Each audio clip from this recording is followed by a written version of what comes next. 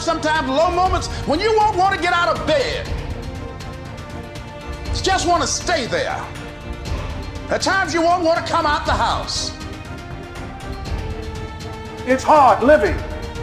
Life is hard. It's hard handling just the tragedies of life. It's hard. When you're working on something and you put everything you have in it, and it doesn't work out, you lose your money and other people's money. It's hard. You will go through things, and while you're going through them, you can't understand why it's happening to you. See, the point is, you don't know how much future you've got. What's gone is gone. There's absolutely nothing you can do about it. Some of you have had divorces. Some of you have probably had bankruptcies. Some of you have had terrible things happen in the past. But what's gone is gone. It's in the past. And to spend your time focusing on the past is to spend the only thing that you've got, and that's what's right here, right now, because the sand never stops running. This is all we've got. And to spend your time now thinking of what happened there is making absolute certain that the future is going to be the same as the past. Now, I don't suppose many of us spend a lot of time thinking about that, but a lot of us spend a lot of time making that error. Now you can either accept that or you can get to work. That's all it is. You just begin. You do the math. You solve one problem and you solve the next one. Whatever drama you may be dealing with, this is not the end of you. No matter what it is not the end. You can't quit now. And the only way out is through. All you do is you fall down, get back up again, fall down, get back up again, fall down, get back up again. That's how you win. You got to be bold in life, ladies and gentlemen. If you're not bold, if you're not standing up inside yourself, if you're not willing to call into being the highest and the strongest that's within you when you're facing life's challenges, life will trample you.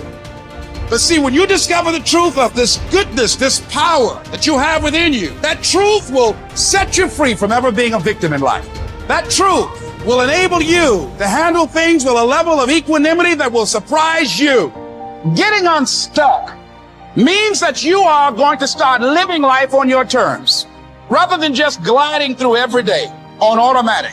That you have a special power within, that you know that things are going to get better for you. You know that you can handle this. And because you want some different kind of results in your life, you've got to decide that I'm going to go all out. Now listen to me. I don't care what you're going through. If you're not dead, he ain't through with you yet.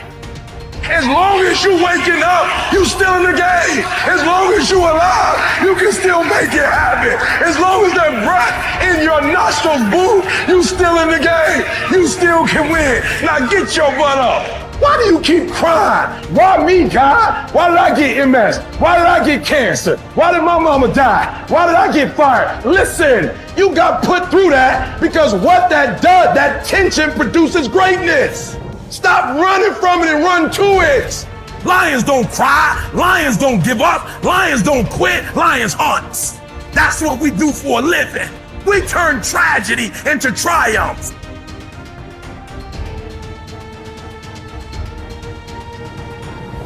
You'll never obtain any substantial measure of material wealth if you insist upon living your life as if you are looking back through your rearview mirror on your automobile.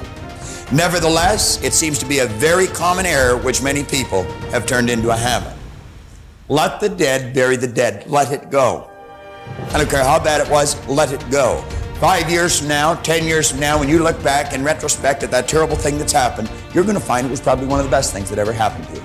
Advancement of all kinds is preceded by a crisis. The greater the crisis, the greater the opportunity for advancement. Or you could put it another way. You could say, out of all confusion comes order, a higher degree of order than that which existed prior to the confusion. Because you see, the confusion was a learning state. Remember, I was pointing out that business is fun. It really is. I see business as a game. It's a game we're playing, and we play to win.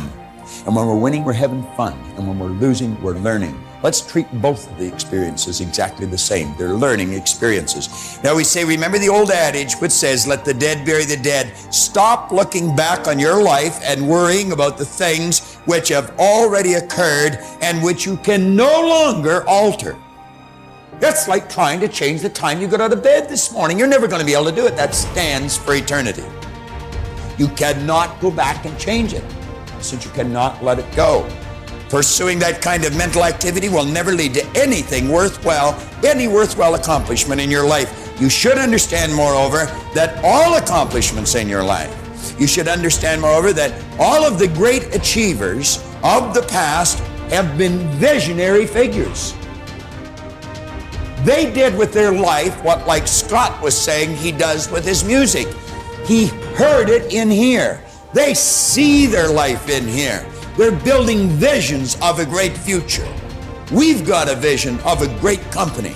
We've already got a great company. We want a better one. We serve a lot of people. We want to serve more. And as we do, we receive greater rewards.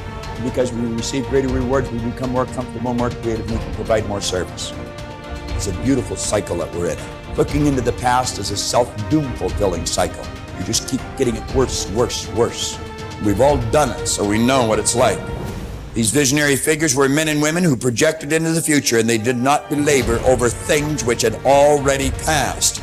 They thought of what could be rather than what already was, and then they moved themselves into action to bring these things into fruition. If there were tips for success, everybody would have been successful. There are no tips for success. Only those who are not so successful, or those who are not successful, think somewhere if you read 10 points in a book, you're going to be successful. We need to understand this. If you want to be successful, don't seek success. What you seek is competence. If you enable yourself, and if you do something well, other people will say you're a success. If you think, I'm a success, it's foolish, isn't it? You're doing something, and you're doing it well. Other people in the town, or in the country, or in the world, people will say, oh, he is doing something really successful. They're looking up to you. That's fine. You look up to yourself. That's madness, okay? You don't seek success.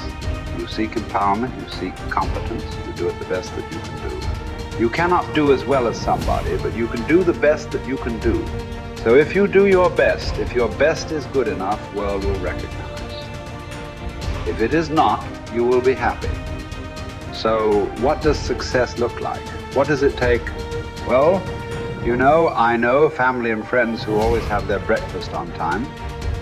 And after breakfast, of course, they must have coffee. After coffee, of course, they must light up a cigarette and sit there nicely because they're trying to become peaceful.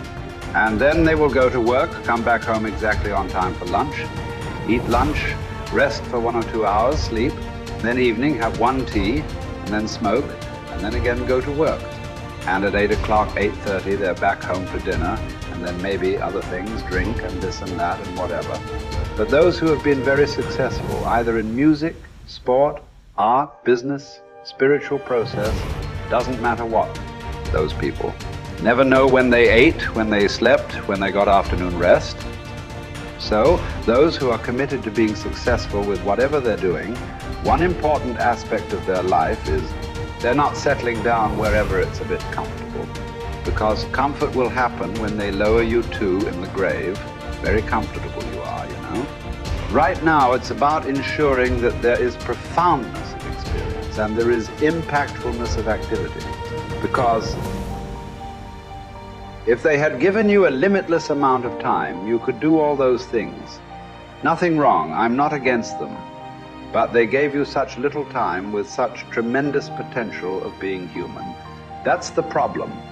For every one of you, your life is precious, isn't it? It's a precious life. If something is precious, where do you want to invest this life? Because what you call as my life is just a certain amount of time and energy, isn't it? As you sit here, your life is ticking away, or no? What is ticking away is not time. What is ticking away is your life.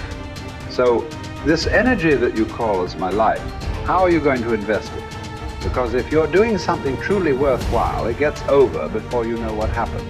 Only if you're doing something worthless, it feels like a long life. Have you noticed this? On a particular day when you're very happy, 24 hours, poof. It went off like that, like a moment. You are miserable, 24 hours feels like 10 years. Have you not noticed this? So, only miserable people will have a long life. Joyful people, life goes away like that as if it's a couple of days. It passes away like that if you are creating what you really care to create. So, one thing that every young person should do is, without the influence of the peers of your own age group, without the influence of your professors and your parents, without any kind of influence, somewhere you must stay by yourself at least for 2-3 days and look at it. What is it that I want to invest this precious life into? What is it that will be worthwhile today and worthwhile after 50 years for me to invest myself into? You invest your life into that, whatever it is, however small, big, it doesn't matter. If you see that this is something truly worthwhile and you invest your life in that, this will be a life of fulfillment.